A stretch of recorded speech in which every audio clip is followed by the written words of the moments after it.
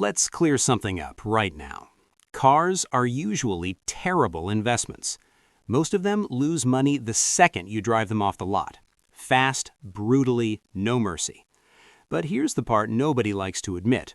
A small group of cars don't follow that rule, and a few of them are quietly, very quietly, setting themselves up to be smart buys going into 2026. The problem is this: if you buy the wrong version, the wrong condition, or at the wrong time, even these cars can still lose you money.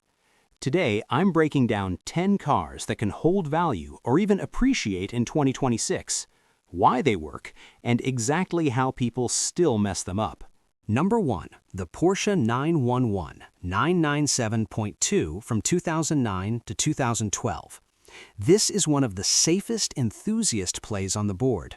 The 997.2 generation fixed the biggest issue that scared buyers away from earlier cars.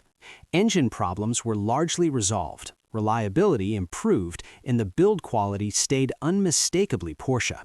Historically, these cars already took their heavy depreciation. They dropped hard early, then flattened out. Over the last few years, clean examples stopped falling, which is usually the signal before appreciation begins. Long-term desirability comes from the formula: rear engine layout, hydraulic steering, naturally aspirated flat six, and the Porsche badge still carries real weight globally. The trims that matter are manual transmission cars, especially Carrera S and GTS models. Low ownership and clean history matter more than mileage. The buyer who wins here is the one who drives it sparingly, services it properly, and keeps it unmodified.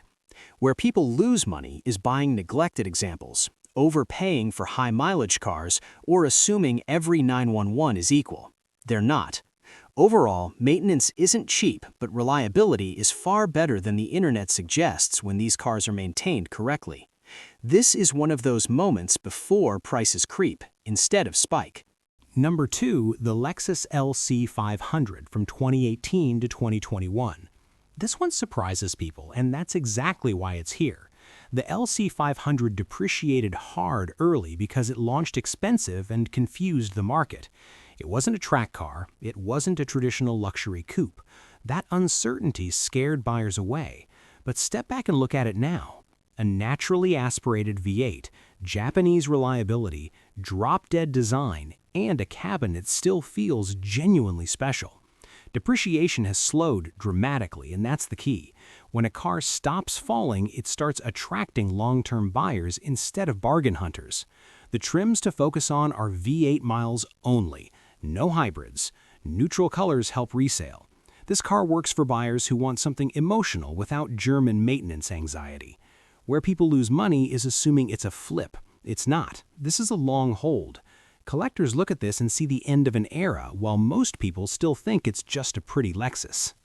Number 3, the Chevrolet Corvette C7 from 2016 to 2019, manual only.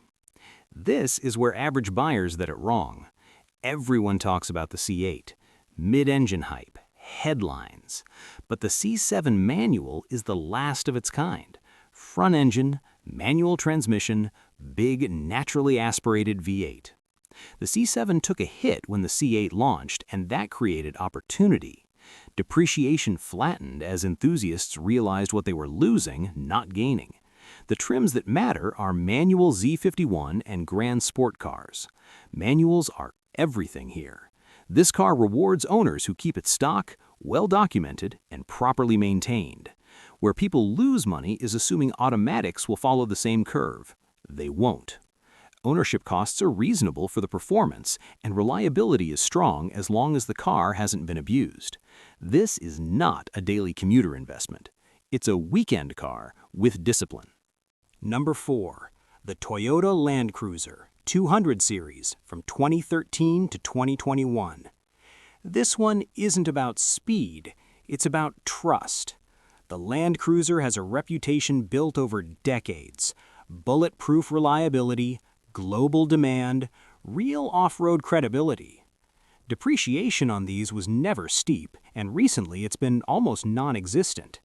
What makes it desirable long-term is simple. Toyota stopped selling it in the US. That alone changes everything. The right buyers are those who avoid heavy modifications and don't treat it like a disposable SUV. Where mistakes happen is with aggressive lifts, neglected maintenance, or assuming mileage doesn't matter at all. It still does. Collectors care far more about originality than Instagram builds. This is slow appreciation, not hype-driven spikes. Number 5. The original BMW M2 from 2016 to 2018. This is one of the cleanest enthusiast plays flying under the radar. The original M2 has the right size, the right feel, and the right engine character before things got heavier and more digital. Depreciation already hit, hard, and then it stopped. Manual cars are the focus here. Stock examples with a clean history matter. The buyer who wins is someone who understands BMW ownership and budgets maintenance properly. Where people lose money is with heavy modifications or by ignoring service intervals. This car sits right at the intersection of modern usability and old-school feel. That combination is becoming rare. Number 6. The Porsche Boxster or Cayman 987.2 generation from 2009 to 2012. This is where Porsche value hunters shop quietly. The formula is simple: mid-engine balance, naturally aspirated flat six, and far better reliability than earlier versions. These cars were overlooked for years, and that's starting to change. Manuals matter here. Six-cylinder cars matter. Condition matters more than badge hierarchy. The wrong buyer is someone chasing the cheapest entry into Porsche ownership without maintenance discipline. The right buyer treats it like a real sports car, not a disposable toy. This is one of those setups where prices don't explode, but they also don't fall anymore. Number 7. The Ford Mustang Shelby GT350 from 2016 to 2020. This is a high-risk, high-reward pick, if it's done right. The flat-plane crank V8 is special. The sound, the experience. It's unlike anything else Ford has ever made. Depreciation was brutal early, and that scared a lot of people off. Now, supply is limited, manuals only, and there will never be another engine like this from Ford. Where buyers go wrong is ignoring oil consumption issues or poor ownership history. The right buyer finds a well-documented example and accepts that this is not a commuter car. Collectors already know what this is. The market just hasn't fully caught up yet. Number 8. The Acura NSX, first generation from 1991 to 2005. This is a slow-burn, long-game investment. The original NSX completely rewrote what reliability meant in a supercar. And the market has already proven these values can climb. Clean, unmodified cars are everything here. The wrong buyer treats it like a tuner platform. The right buyer treats it like automotive history. This isn't about flipping, it's about preservation. Number 9. The Chevrolet SS from 2014 to 2017. This is the sleeper on the list. Manual transmission, naturally aspirated V8, rear-wheel drive, 4 doors. It was ignored when it was new, and that's exactly why it works now.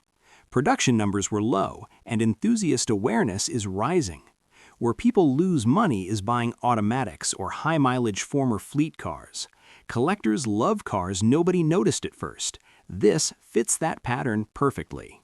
Number 10. The Mazda MX-5 Miata, ND2 generation, from 2019 to 2022. Manual only. Here's the contrarian pick. No, it's not expensive. And that's exactly the point. The ND2 addressed earlier power complaints while keeping the purity of the Miata intact. Manual transmission, lightweight chassis, naturally aspirated engine. Depreciation is minimal because demand never fades for cars that are fun, simple, and authentic. The buyer who wins keeps it stock, clean, and well documented. The buyer who loses money assumes modifications don't matter or treats it as a disposable toy. These cars are simple, but their emotional appeal is timeless. Cars are not guaranteed investments. Anyone telling you otherwise is lying. But smart buying can minimize loss and sometimes reward patience. The real win is owning something you enjoy while protecting your money. If this video helped you think differently about car buying, hit like. Subscribe for more real-world car investment breakdowns, and comment below which car surprised you the most, because the best investment is the one you understand before everyone else does.